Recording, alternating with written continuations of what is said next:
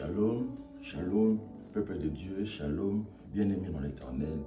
Que la gloire soit rendue à l'Éternel Dieu qui aujourd'hui encore vient de nous donner cette grande opportunité de venir échanger autour de la parole de Dieu. Aujourd'hui, nous allons continuer par rapport à ce que nous avons eu à dire l'autre fois. Mais avant de continuer par rapport à ce qui avait été dit l'autre fois, j'aimerais d'abord à ce que tu puisses revoir ce qui avait été dit la fois dernière. Ce n'est que alors, après que tu auras revu ce qui avait été dit l'autre fois, que nous allons continuer et que nous allons aller plus loin en expliquant, en donner beaucoup plus de détails afin que tu comprennes et que tu sois vraiment affranchi selon que l'Écriture dit que vous connaîtrez la vérité et la vérité vous affranchira. Alors, je t'ai prie de suivre d'abord ce qui avait été dit autrefois et alors on va continuer par rapport à ce qui va être dit aujourd'hui. Merci. Donc, un vrai adorateur, c'est lui qui adore le Père en esprit et en vérité. Cela veut dire simplement, un vrai adorateur, lorsque ton adoration n'est pas charnelle, mais lorsque ton adoration est esprit. Mais il faut aussi que cette adoration que tu dis être esprit, être vrai. Parce qu'une adoration, une adoration peut être esprit, mais ne pas être vrai. Selon que nous avons deux esprits, l'esprit de la vérité et l'esprit de l'erreur.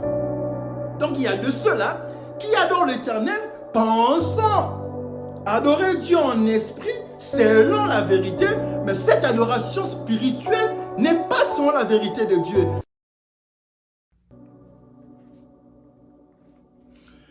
Peuple de Dieu, bien-aimé dans l'Éternel, que Dieu te bénisse énormément. Toi, mon frère et ma soeur qui est en train de me suivre à l'instant que voici.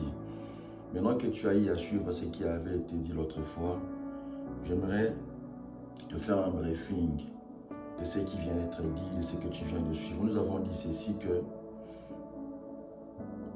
un vrai adorateur, c'est celui qui adore le Père en esprit et en vérité. Et nous avons insisté pour dire que toute adoration dite spirituelle n'est forcément pas vraie. Parce qu'aujourd'hui, les gens ont profité de ces sens, de cette écriture pour nous faire faire des choses, nous convaincre à ce que telle pratique ou telle autre pratique est spirituelle. C'est pourquoi je t'ai demandé la fois dernière, ou je te demande encore aujourd'hui, en tant qu'un enfant de Dieu, en tant que celui qui aspire à la vie éternelle, voici ce que tu dois normalement faire, toi qui crois en Dieu. Chaque fois que tu es en train de faire quelque chose, chaque fois qu'on t'apprend une pratique quelconque par rapport à la parole de Dieu, il faut toujours que tu te poses la question, est-ce que c'est vrai? Partant du principe selon lequel nous avons dit que nous avons deux esprits, l'esprit de la vérité et l'esprit de l'erreur. Parce qu'il y a deux esprits, un esprit de la vérité et un esprit de l'erreur, c'est-à-dire que le risque est immense à ce que qu'on t'apprend quelque chose dit spirituel, mais que cela ne soit pas vrai, selon que cela a été conduit par, non pas l'esprit de Dieu, mais par un esprit de l'erreur. C'est pourquoi aujourd'hui j'insiste encore en disant que toi qui, dans ta marche vers la vie éternelle, dans ta marche pour aller vers Dieu, tu dois toujours à partir d'aujourd'hui commencer à remettre en question, à remettre en cause tout ce que tu as déjà eu à apprendre de Dieu, toutes les pratiques que tu as toujours fait autour de la parole de Dieu, toutes les différentes adorations que tu as toujours fait à Dieu, que tu as toujours dit que c'est spirituel. À partir d'aujourd'hui, il faut que toujours tu fasses un exercice de toujours remettre en question toutes ces pratiques-là. Est-ce que faisons ceci, est-ce que j'ai toujours fait bien ou est-ce que c'est moi qui me suis personnellement convaincu que ce que je fais est bien? Est-ce que Dieu atteste que ce que je suis en train de faire ou ce que j'ai toujours fait a toujours été approuvé par Dieu? Si oui, tu peux continuer à le faire. Mais si tu as des doutes, il faut rentrer auprès de Dieu afin que Dieu t'apporte la lumière. Et voilà pourquoi je suis là aujourd'hui, afin de t'aider à connaître la vérité de Dieu. Alors aujourd'hui, nous allons continuer Maintenant que tu sais que toute adoration n'est forcément, toute adoration dit spirituelle n'est forcément pas spirituelle. Aujourd'hui, je vais te donner un exemple afin de t'aider à comprendre. Mais avant de te donner cet exemple, j'aimerais dire ceci. L'intention, ce n'est pas de te prêcher en ligne. Parce que la parole de Dieu est un souffle. Mais l'intention, l'objectif, c'est de t'amener à réfléchir, à utiliser l'intelligence que Dieu t'a donnée, à utiliser la sagesse que Dieu t'a donnée, comme le faisaient les disciples de Béret. La Bible a dit qu'ils vérifiaient chaque jour les Écritures pour ne serait-ce que voir si ce qu'on leur disait était vrai ou était faux. Parce qu'aujourd'hui, nous appelons toutes paroles de Dieu. Voici ce que tu peux faire à ton niveau chaque fois que tu vas dans une église quelconque. Lorsqu'on te prêche la parole, dite parole de Dieu, la première question que tu dois te poser, est-ce que ce qu'on est en train de me prêcher, est-ce que c'est biblique? C'est la première question. Si tu réponds à cette question et que tu dis, ou tu trouves la réponse disant qu'effectivement, ce qu'on est en train de me prêcher est biblique, gloire soit rendue à Dieu. Mais ne te limite pas là-bas. Il faut aller te poser la deuxième question. Parce que c'est biblique, est-ce que c'est lui qui en parle?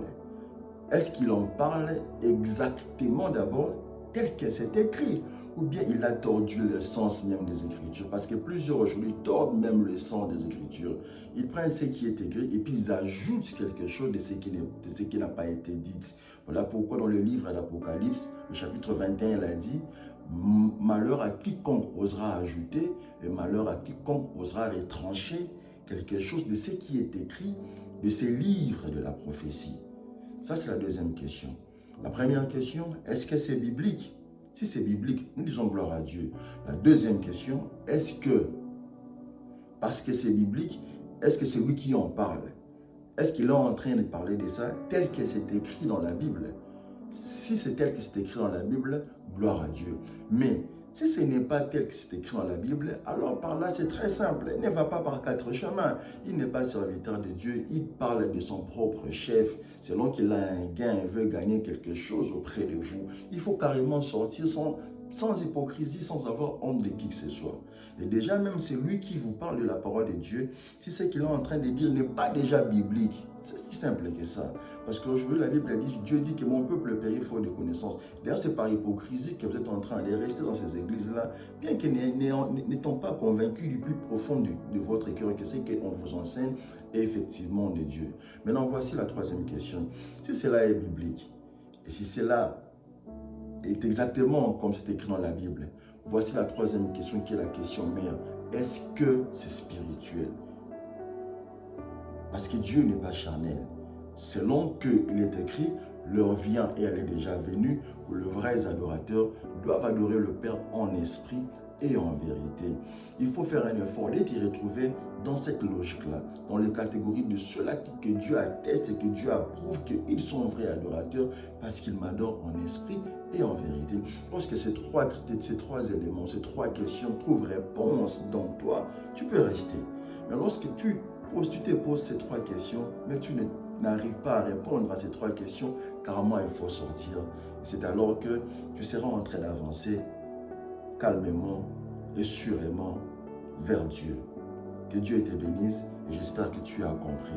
Maintenant, par rapport à ce qui avait été dit, parce que toute adoration spirituelle n'est forcément pas vraie. Aujourd'hui, je vais illustrer un exemple. Je vais prendre un exemple parmi tant d'autres, parce qu'il y en a plusieurs. Et comme nous ne pouvons pas parler de tout, selon que nous utilisons un téléphone, selon que nous sommes dans un réseau social, comme nous ne pouvons pas parler de tout, je vais prendre un exemple d'une adoration quelconque qui est faite dans des églises, que les gens se sont convaincus d'eux-mêmes que c'est vrai. Selon que par exemple, ils ont vu plusieurs personnes faire la même chose. Parce qu'aujourd'hui, nous, enfants de Dieu, nous nous convainquons d'une vérité de Dieu selon que nous voyons le nombre de personnes qui mettent en application la même chose. Parce que j'ai vu tel pasteur, tel autre pasteur, tel autre pasteur et plusieurs personnes dans le monde entier faire la même chose. Nous arrivons à nous dire que parce que plusieurs le font, cela devient automatiquement vrai. Non. Ce n'est pas parce que plusieurs personnes disent des mensonges, que ces mensonges doivent devenir vrai. Non, une vérité reste une vérité. C'est pourquoi moi, je suis en train de t'apporter la vérité de Dieu afin que tu sois affranchi. L'objectif, ce n'est pas de convaincre tout le monde, mais l'objectif, c'est de dire la vérité de Dieu. Et ceux-là qui sont de Dieu entendront la voix de l'Éternel. Comme Jésus dit, je suis le bon berger, je connais mes brebis me connaissent. C'est-à-dire, rien que par l'exposition de la vérité, ceux-là qui sont de Dieu commenceront à remettre en cause tout ce qu'ils ont déjà appris de Dieu. On ne te demande pas de tout refuser, mais on te demande d'utiliser ton intelligence et ta sagesse pour essayer un peu de te poser des questions. Est-ce que c'est vrai? Est-ce que ce n'est pas vrai? Est-ce que ce que je fais est vrai? Est-ce que ce que j'ai toujours eu à faire n'est pas vrai? Alors tu avanceras vers Dieu et alors Dieu se manifestera vers toi et alors ta marche vers la vie éternelle sera garantie à ces moments-là. Peuple de Dieu, bien-aimé dans l'Éternel, nous allons continuer. Par rapport à l'exemple que je vous ai promis, que nous allons développer aujourd'hui, afin de t'aider à voir que toute adoration spirituelle n'est forcément pas vraie, nous allons parler aujourd'hui, du parler en langue.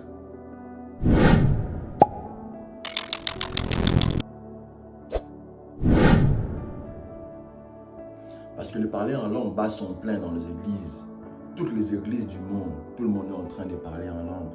Et partout où vous allez, ce qui m'étonne curieusement, si vous allez en Europe, auprès de ceux-là qui parlent français, lorsqu'il est question de parler en langue, ils parlent de la même manière qu'un Congolais né au village qui n'a jamais appris le français, c'est-à-dire c'est le même parler en langue.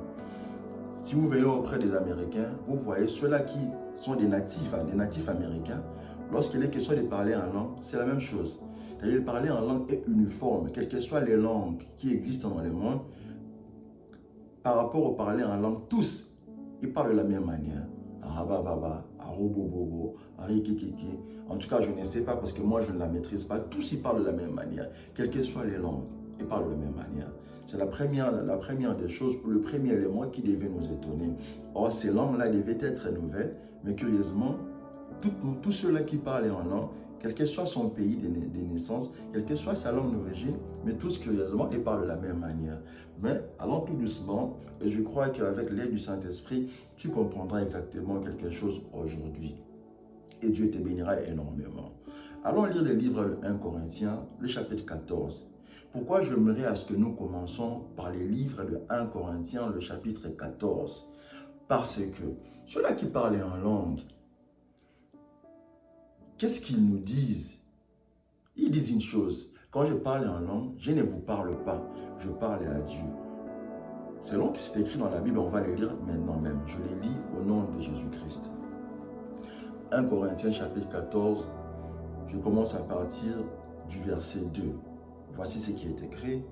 En effet, celui qui parle en langue ne parle pas aux hommes, mais à Dieu, car personne ne le comprend, et c'est en esprit qu'il dit des mystères. C'est pourquoi aujourd'hui vous avez des pratiques d'arabababa, abracadabra, toutes ces choses-là. Et quand vous posez la question à la personne, mais la langue que tu es en train de parler, est-ce qu'elle est vraiment de Dieu? Il te dira, elle est de Dieu. Même si tu ne m'écoutes pas, moi dans mon cœur, je suis convaincu, c'est ce qu'ils disent, je suis convaincu que je parle à Dieu. Et parce que je parle à Dieu, je n'ai pas besoin que toi tu me comprennes.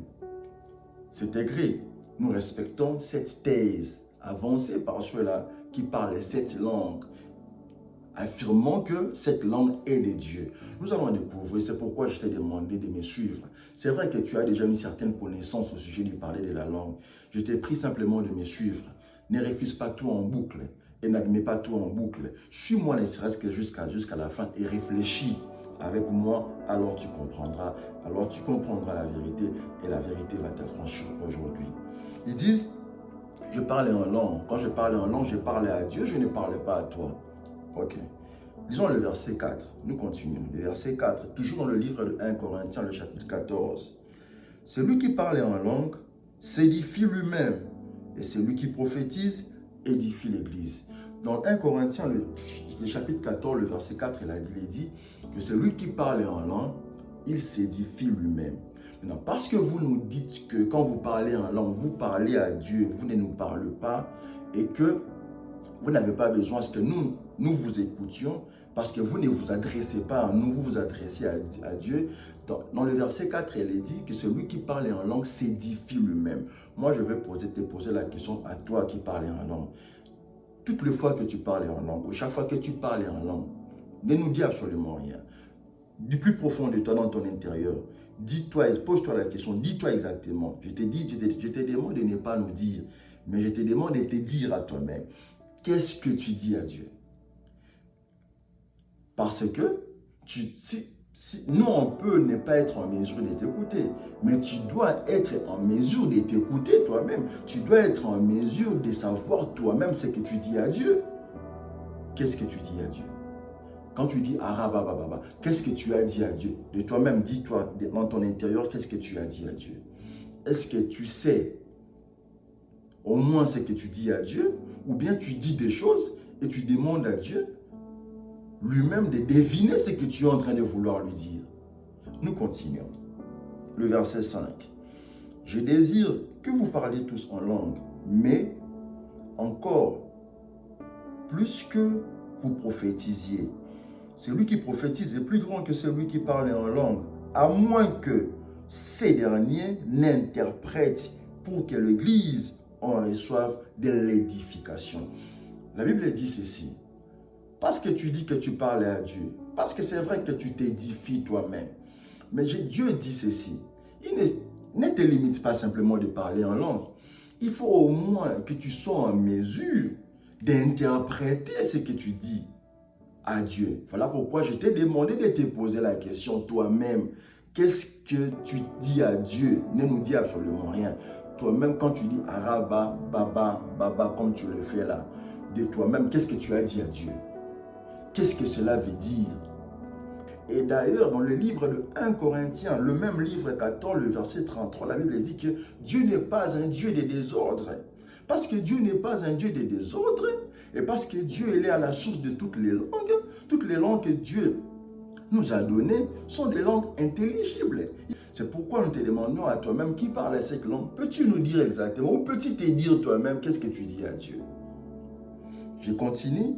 Le verset 7, vous comprendrez que je suis en train de ne pas lire tout le livre de 1 Corinthiens chapitre 14, mais je suis en train exactement de ne lire que là où on parle de la langue. Le verset 7. Si les objets inanimés qui rendent un son comme une flûte, une harpe, ne rendent pas des sons distincts, comment reconnaîtra-t-on ce qui est joué sur la flûte ou sur la harpe? C'est-à-dire même les instruments de musique que nous utilisons, humains que nous sommes, nous pouvons facilement reconnaître que non, ça c'est le son d'une flûte, ça c'est le son produit par une guitare, ça c'est le son produit par, je ne connais pas, par une harpe par exemple. Mais maintenant lorsque nous parlons en langue, nous ne savons même pas distinguer les différents sons que vous êtes en train de nous sortir. Je continue, le verset 9. De même vous, si par la langue, vous ne donnez pas une parole distincte, comment sauront-on ce que vous dites? Car vous parlerez en l'air. Peuple de Dieu, bien-aimé dans l'Éternel, c'est-à-dire, bien que tu parles à Dieu, bien que tu dis que tu parles à Dieu, mais la Bible dit ceci que tu dois produire un son qui soit un son distinct, afin que nous qui sommes en train ou qui sommes autour de toi puissions ne serait-ce comprendre ce que tu dis. Alors qu'aujourd'hui, vous constaterez comme moi que quand vous allez dans les églises, vous trouvez les gens parler en langue. Vous voyez celui qui est à votre gauche parler en langue, celui qui est à droite parler en langue. D'ailleurs, moi, j'ai vu dans une église quelconque, on vous demande, c'est-à-dire, ce n'est même plus poussé par le Saint-Esprit comme il est écrit. On vous dit, parlez en langue, priez en langue, priez en langue, priez en langue. Vous voyez les gens commencer à prier en langue, commencer à prier en langue.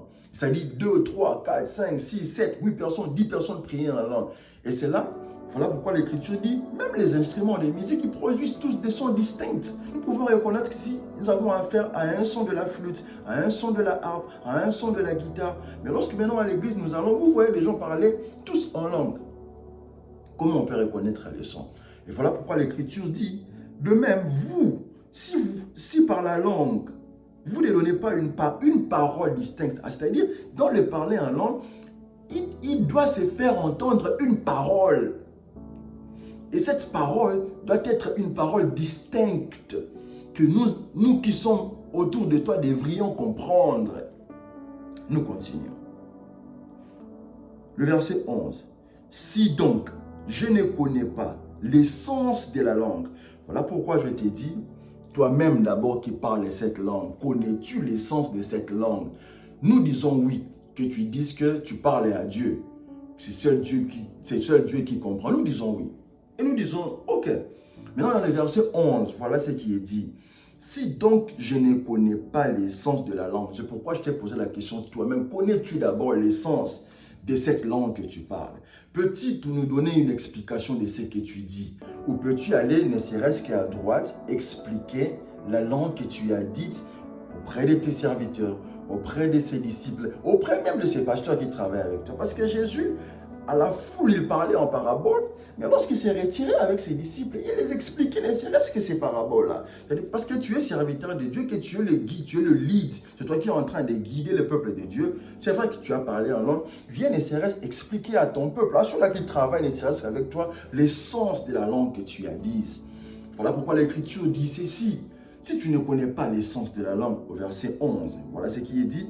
Si donc je ne connais pas l'essence de la langue, je serai un barbare. Peuple de Dieu, bien-aimé dans l'Éternel, je suis en train de relever les nuances autour de cette parler en langue. C'est pourquoi j'ai demandé, c'est vrai que tu as déjà une certaine connaissance autour de ça, mais écoute-moi jusqu'à la fin, écoute-moi attentivement, sans arrière-pensée. Et certainement, je t'assure, dans le nom de Jésus-Christ, tu seras énormément, tu seras vraiment affranchi. Le verset 13, voici ce qui était dit, c'est pourquoi que celui qui parlait en langue prie pour avoir le don d'interpréter. Peuple de Dieu, bien-aimé dans l'Éternel, nous disons oui. Nous acceptons que quand tu parles en langue, tu parles à Dieu. Mais c'est Dieu-là qui est pourvoyeur de ces dons de la langue. Dit ceci. Il ne faut pas se limiter simplement à dire que je parle en langue, moi je sais parler en langue, je la maîtrise de la langue, selon que j'ai le Saint-Esprit en moi. Dieu dit ceci, toi qui parles en langue, ne te limite pas de parler en langue, mais il faut maintenant prier pour avoir les dons d'interpréter cette langue-là que tu parles. Car l'objectif, c'est d'édifier le peuple de Dieu. L'objectif du parler en langue, ce n'est pas de continuer à parler à Dieu seul, mais c'est parler en langue, oui, mais être en mesure d'édifier le peuple de Dieu, selon que tu dois rendre un son distinct de la parole de Dieu.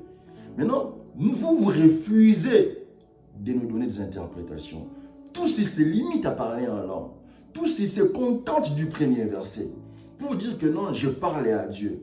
C'est pourquoi je vous ai dit, vous reconnaissez le vrai adorateur du faux adorateur par l'interprétation des Écritures. Ils se choisissent des Écritures, des endroits qui leur sont faciles à expliquer, qui leur sont faciles à mettre en pratique. Mais là où c'est très difficile, là où ils ne trouvent pas gain ou profit, ils passent outre. De la même manière, ils parlent à Dieu, mais ils refusent de nous trouver une interprétation ou de prier à Dieu de manière à avoir un don d'interprétation. Je vais continuer très rapidement. Le verset 22. Par conséquent, les langues sont un signe non pour le croyant, mais pour le non-croyant. Peuple de Dieu, bien-aimé dans l'Éternel. Celui qui se présente à l'église, c'est déjà un croyant. C'est-à-dire, s'il vient, c'est parce qu'il a cru à Dieu. La Bible dit que les langues dont vous parlez sont un signe, non pas pour les croyants, mais pour les non-croyants. En d'autres termes, si tu veux parler en langue, parce que les langues sont des signes, ou parce que les langues est un signe pour les non-croyants, il faut aller parler en langue auprès de ceux-là qui n'ont pas encore cru en Dieu. Non pas auprès de ceux-là qui ont déjà cru en Dieu. Parce que la Bible déclare dans le livre de 1 Corinthiens, le chapitre 14, le verset 22, que par conséquent, les langues sont un signe, non pour le croyant, mais pour le non-croyant. Mais curieusement, nous voyons de ces hommes de Dieu, nous voyons des gens venir nous parler en langue à l'église, alors qu'à l'église où nous sommes tous déjà des croyants. C'est-à-dire, si je viens à l'église, c'est parce que j'ai déjà cru en Dieu. au lieu d'aller parler ces langues auprès des non-croyants, si et seulement si, cette langue aussi, c'est ça la langue dont il est question dans la Bible.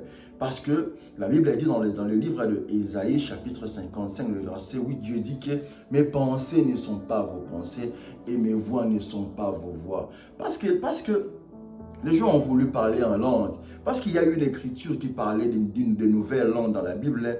Les gens se sont forcés à trouver une langue pour aller mettre en pratique cette écriture de la Bible. Mais est-ce que c'est vrai? Rappelez-vous que toute adoration spirituelle n'est forcément pas vraie, selon qu'il y a deux esprits, un esprit de la vérité et un esprit de l'erreur. Et aujourd'hui, moi, je suis en train de te présenter le vrai Dieu afin que tu sois affranchi. Comme je t'ai dit, l'objectif, ce n'est pas de t'enseigner en ligne. Mais moi, j'aimerais te dire ceci, j'aimerais te dire une chose. La première étape de la résolution d'un problème, c'est d'abord de reconnaître qu'il y a un problème. C'est-à-dire, aussi longtemps que tu ne reconnais pas qu'il y a un problème, tu ne seras pas en mesure de résoudre ces problèmes-là. Aussi longtemps que tu ne remettras pas en cause, c'est pourquoi je t'ai demandé de toujours remettre en cause ce que tu as déjà appris de Dieu. Est-ce que c'est vrai ou est-ce que c'est faux? Est-ce que cela avait été conduit par l'esprit de la vérité ou est-ce que cela a toujours été conduit par l'esprit de l'erreur? Parce qu'aussi longtemps que tu ne reconnais pas qu'il y a un problème au sujet de se parler en langue, tu ne seras jamais motivé d'aller rechercher la vraie langue dont il est question dans la Bible. Tu ne seras pas en mesure d'aller rechercher la vraie adoration selon Dieu. Tu n'iras pas chercher la vraie langue selon Dieu. Tu te contenteras de ce que font les gens. Et tu continueras à affirmer que cela est vrai, non parce que tu es convaincu selon les Écritures, mais parce que tu es convaincu dans le simple fait que tu as vu plusieurs personnes pratiquer la même chose. Maintenant, revenons à la logique. Parce que Dieu n'est pas un Dieu de désordre. Parce que le parler en langue est un don. Qui maintenant peut parler en langue? Est-ce que cela est donné à tout le monde? Parce que j'ai vu un homme de Dieu, j'ai vu des gens, ils disent que aujourd'hui j'ai organisé, il y a eu une séance où j'ai appelé les gens pour le pousser à croire en Dieu. Et je leur ai fait répéter certaines paroles. Seigneur Jésus, je viens aujourd'hui, j'abandonne mes péchés, je crois en toi, je crois en toi. Et après cette répétition de ce que je leur ai demandé de faire, certains d'entre eux ont eu à tomber et ils ont commencé à parler en langue. C'est-à-dire le fait de faire répéter aux gens ces paroles, ça veut dire que non, tu as fait d'eux des croyants. Allons lire la Bible. Nous allons poser les fondements en lisant deux passages d'abord. Marc, le chapitre 16, le verset 17 au verset 18. Voici ce qui est écrit. Voici le miracle qui accompagneront ceux qui auront cru. En mon nom, ils chasseront les démons et ils parleront de nouvelles langues. Je répète, voici le miracle qui accompagneront ceux qui auront cru. En mon nom, ils chasseront les démons et ils parleront des nouvelles langues. J'aimerais à ce que tu retiennes des nouvelles langues. Je veux vraiment que tu retiennes des nouvelles langues. Allons lire le livre des Actes des Apôtres, le chapitre 2, pour voir ce qui était dit, ou pour voir ce qui est écrit, ou ce qui avait été fait le jour de la Pentecôte. Actes des Apôtres, le chapitre 2. Voici ce qui est dit. Je commence à partir du premier verset. Je lis. Le jour de la Pentecôte, ils étaient tous ensemble dans le même lieu. Tout à coup, il vint du ciel un bruit comme celui d'un vent impétueux. Et il remplit toute la maison où ils étaient assis. Des langues, semblables à des langues de feu, leur apparurent séparées les unes des autres et se posèrent sur chacun d'eux. Verset 4. Et ils furent tous remplis du Saint-Esprit et ils se mirent à parler en d'autres langues, selon que l'Esprit leur donnait de s'exprimer.